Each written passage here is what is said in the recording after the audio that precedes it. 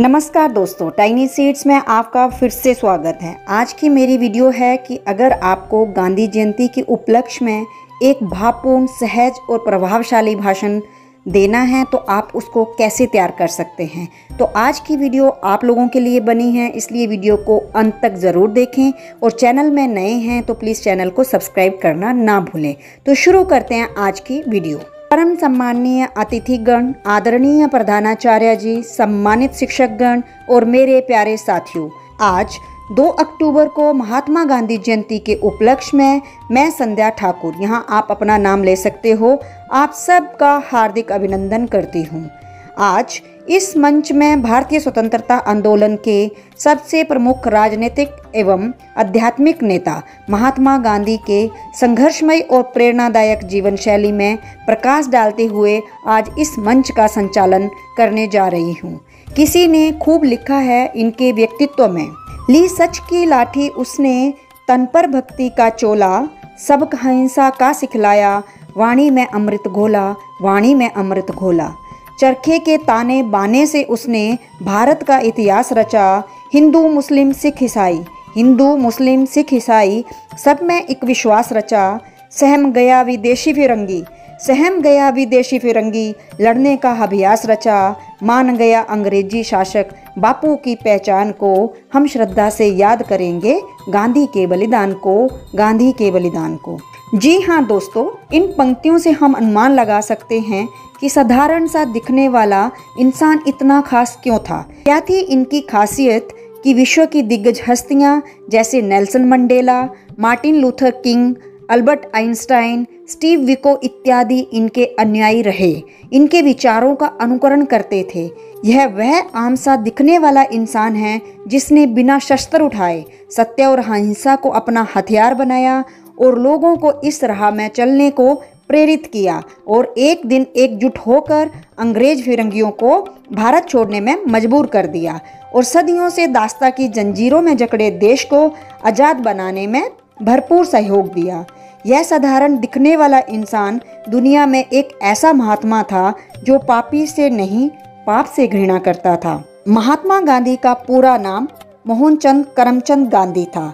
इनका जन्म 2 अक्टूबर 1869 को गुजरात पोरबंदर में हुआ। इनके पिता का नाम करमचंद गांधी था जो ब्रिटिश राज समय में छोटी सी रियासत के दीवान थे।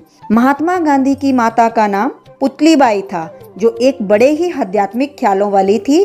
हमेशा अपना जीवन उन्होंने पूजा पाठ में और लोगों की सेवा करने में बिताया। कहते हैं गांधी जी के जीवन में उनकी माता का बहुत अधिक प्रभाव था। गांधी जी की परवरिश एक ऐसे माहौल में हुई जहां वैष्णवी माहौल था, इसलिए महात्मा गांधी शाकाहारी भोजन, अहिंसा, व्रत, उपवास की जीवन शैली में विश्वास रखते थे। मात्र 13 वर्ष की उम्र में उनका विवाह कस्तूरबा गांधी से हुआ जो उनसे 1 वर्ष बड़ी थी। सन 1887 में मैट्रिक की परीक्षा उत्तीर्ण की और उन्होंने भावनगर के रामलदास कॉलेज में दाखिला लिया जहां से उन्होंने डिग्री प्राप्त की। पेशे से वो डॉक्टर बनना चाहते थे, लेकिन वैष्णव परिवार में चीर-फाड़ की अनुमति नहीं थी, इसलिए आगे की पढ़ाई उन्होंने इंग्लैंड से की जहां से वो बैरिस्टर बनकर लौटे। लेकिन नौकरी के सिलसिले में उन्हें वापस दक्षिण अफ्रीका जाना पड़ा। इस दौरान उनके साथ जो घटना घटी उसे वो बर्दाश्त नहीं कर पाए और वहीं से एक साधारण व्यक्ति से गांधी एक स्वतंत्रता सेनानी के रूप में बदल गए। जब वह डरबन से प्रिटोरिया के लिए ट्रेन में निकले तो उनके पास फर्स्ट क्लास का टिकट था, परंतु उन्हें थर्ड क्लास बैठने के लिए कहा गया। जब उन्होंने अपनी टिकट को दिखाते हुए वहां से उठने के लिए मना किया तो उनको धक्का मारकर ट्रेन से बाहर फेंक दिया गया। वह एक नस्लीय भेद का कारण था। किसी भी भारतीय या अश्वेत प्राणी को प्रथम श्रेणी में सफर करना प्रतिबंध था।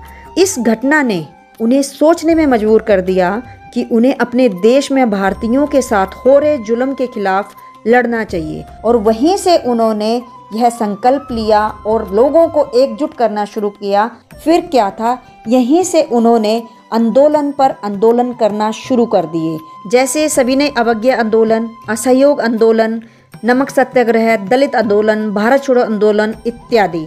और सन 1947 में अपने देश को आज़ाद बनाने में सफल हुए। दुर्भाग्यवश 30 जनवरी 1948 को नाथूराम गोडसे ने महात्मा गांधी की गोली मारकर हत्या कर दी। पर दोस्तों, क्या उन गोलियों से गांधी मर गए? नहीं, गांधी आज भी एक विचार के रूप में जिंदा है और हमेशा रहेंगे। आज भी स्वच्छ भारत अभियान हो, अंतर्राष्ट्रीय हिंसा दिवस हो, सिंगल यूज प्लास्टिक को खत्म करने की मुहिम हो, हमें गांधी ही याद आते हैं। अंत में यह कहना चाहूंगी कि राष्ट्रपिता या बापू के नाम से सुशोभित महात्मा गांधी देश की अमूल्य धरोहर में से एक है, जिनका सम्मान और उनके विचारों का अनुकरण न केवल भारतीय करते हैं बल्कि दूसरे देशों में भी भारी संख्या में लोग उनके कार्यों को और उनके विचारों को आज भी सम्मान की दृष्टि से देखते हैं। धन्यवाद। जय हिंद, जय भारत। आशा करती हूँ आपके लिए ये भाषण उपयोगी रहेगा। अगर आपको भाषण अच्छा लगा तो वीडियो को लाइक करें, शेयर करें और हमारे चैनल टाइनी सीड्स को सब्सक्राइब करना ना भूलें।